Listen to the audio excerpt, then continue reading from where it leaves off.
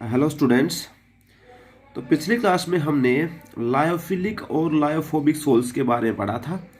Lyophilic, आज हम इसका डिफरेंस देखते हैं, difference between lyophilic and lyophobic sols. Lyophilic के अंदर क्या था, जो डिस्पर्स्ड फेज था और डिस्पर्जन मीडियम के बीच में फोर्स ऑफ अट्रैक्शन होता था, इसलिए कोलॉइड का फॉर्मेशन था। लेकिन लायोफोबिक के अंदर रिपल्सन होता है डिस्पर्स्ड फेज और डिस्पर्जन मीडियम के अंदर, तो जनरली कोलॉइड नहीं बनता है। कोलॉइड बनता है लेकिन कुछ अलग मेथड से, स्पेशल मेथड से कोलॉइड का फॉर्मेशन होता है। लायोफिलिक में पढ़ा था रिवर्सिबल नेचर का होता है, लायोफोबिक के अंदर इरिवर्सिबल नेचर का कोलॉइड फॉर्मेशन होता है। ये हाईली हाइड्रेटेड इन नेचर होता है। हाइड्रेटेड मतलब होता है वाटर मॉलिक्यूल गैदरिंग करना, ठीक है, किसी भी पार्टिकल के चारों तरफ, ठीक है। हाईली हाइड्रेटेड इन नेचर है। ये not much hydrated in nature, इसमें ज़्यादा हाइड्रेटेड नहीं होता है, ज़्यादा हाइड्रेशन नहीं होता है, ठीक है। They have low surface tension, इसका सरफेस टेंशन भी कम होता है। They surface tension is same as dispersion medium, इनके जो डिस्पर्जन मीडियम का जो सरफेस टेंशन होता है वही सरफेस टेंशन होता है। ये ज़्यादा स्टेबल होते हैं, ये कम स्टेबल होते हैं इनके कंपैरिजन में, ठीक है। तो लायोफोबिक और लायोफिलिक सोल्स के बारे में ये डिफरेंस था। नेक्स्ट जो क्लासिफिकेशन है तीसरा, that is classification based on dispersed phase particle, ठीक है। डिस्पर्स्ड फेज के पार्टिकल्स होते हैं, उसके बेसिस पे हम क्लासिफिकेशन कर रहे हैं। डिस्पर्स्ड फेज मतलब क्या है, सोल्यूट, जनरली हम सोल्यूट कह देते हैं, लेकिन कोलोइडल स्टेट में सोल्यूट को रिप्लेस किया था किससे, डिस्पर्स्ड फेज से। तो डिस्पर्स्ड फेज के पार्टिकल के साइज के बेस पे हमने क्लासीफाई किया है कोलोइडल को, और सबसे पहला आता है मल्टी मोलिकुलर कोलोइड। इसके अंदर क्या है, जो पार्टिकल का साइज बहुत छोटे होते हैं, लेस देन 1 नैनोमीटर, 1 नैनोमीटर से कम साइज का पार्टिकल होता है, वो चारों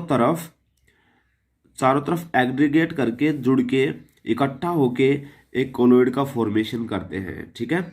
ऑन डिजोल्विंग, इनको डिजोल्व करने पर इस टाइप के कोलोइड कब बनते हैं, जब डिस्पर्स्ड फेज, जिसके पार्टिकल का साइज 1 नैनोमीटर से कम हो, उनको अगर डिस्पर्जन मीडियम में डिजोल्व करेंगे तो कहता है large number of atoms of substance aggregate with each other, एक दूसरे के साथ जुड़ जाते हैं, टू फॉर्म कोलोइड्स, और कोलोइड का फॉर्मेशन करता है, कॉल्ड मल्टी मोलिकुलर कोलोइड, ठीक है। एग्जांपल के लिए हो गया सल्फर सोल, सल्फर S8 में एग्जिस्ट करता है, ठीक है। 8 मोलिक्यूल क्या हुए, 8 एटम्स होते हैं इस एक एसिड मॉलिक्यूल्स में, 8 एटम सल्फर के होते हैं। दूसरा है मैक्रो मोलिकुलर कोलोइड, मैक्रो मतलब होता है लार्ज पार्टिकल, ठीक है, लार्ज मास के जो पार्टिकल होते हैं।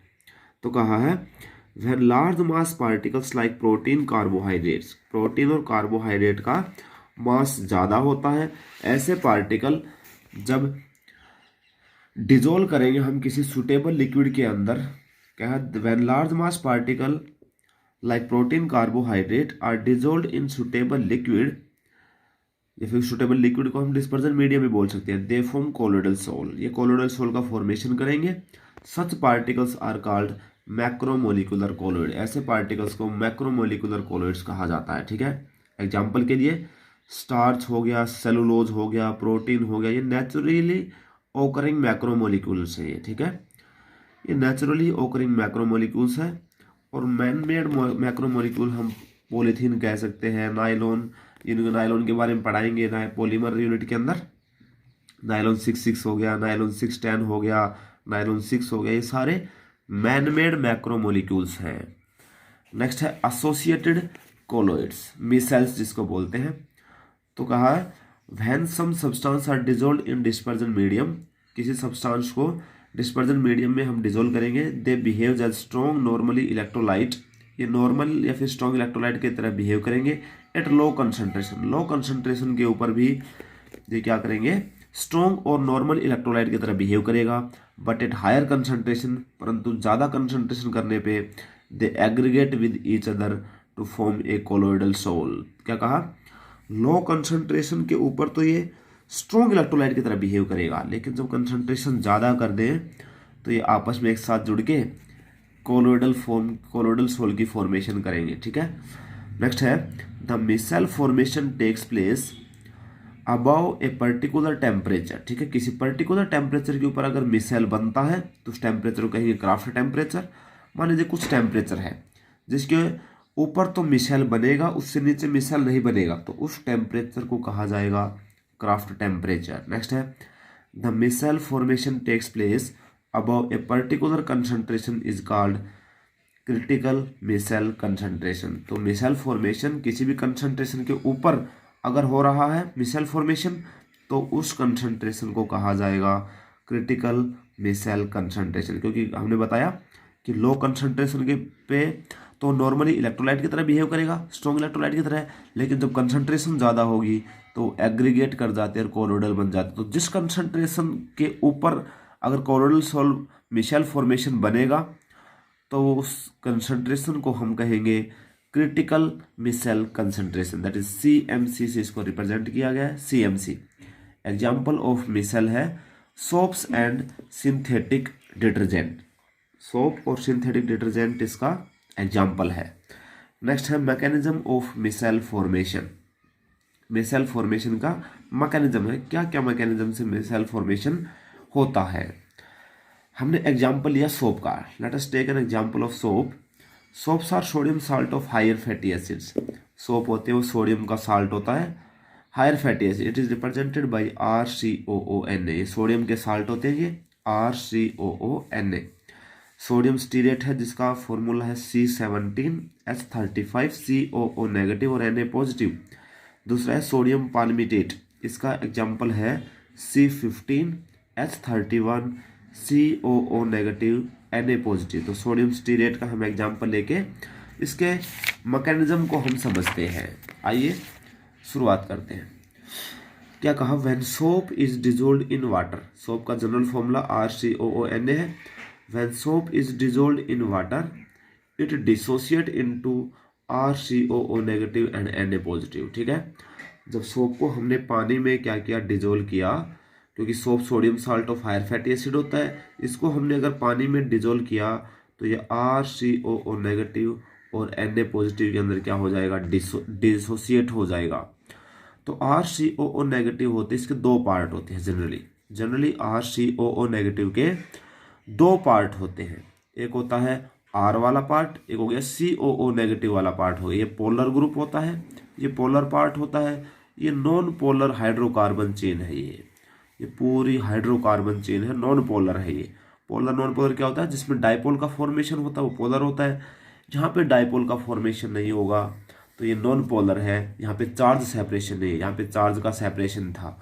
तो नॉन पोलर पार्ट को बोलते हैं टेल और पोलर पार्ट को बोलते हैं हेड। सोप देखो RCOO नेगेटिव के दो पार्ट हुए, R वाला पार्ट हो गया, हाइड्रोकार्बन पार्ट हो गया, नॉन पोलर है, एक हो गया COO नेगेटिव जो कि पोलर पार्ट है। पोलर पार्ट को कहा हेड, इसको कहा टेल। टेल को कहा which is hydrophobic, water repelling. ये हाइड्रोफोबिक होता है, ये वाटर को रिपेल करता है। ये टेल होता है, ये पानी को रिपेल करेगा, लेकिन ये हेड है जो हाइड्रोफोबिक है, ये हाइड्रोफिलिक है, सॉरी हेड है ये हाइड्रोफिलिक है, ये वाटर लविंग पार्ट होता है, ये वाटर में डिजोल्व होता है लेकिन ये वाटर को रिपेल करता है। ठीक है, तो कहा RCOO negative ions present at surface of water.